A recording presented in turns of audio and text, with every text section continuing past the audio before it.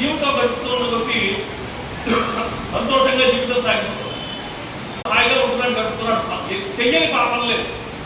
ఒక్కసారి మనం భ్రష్టులమైతే ఎంత పాపమైన ఆలోచించాం.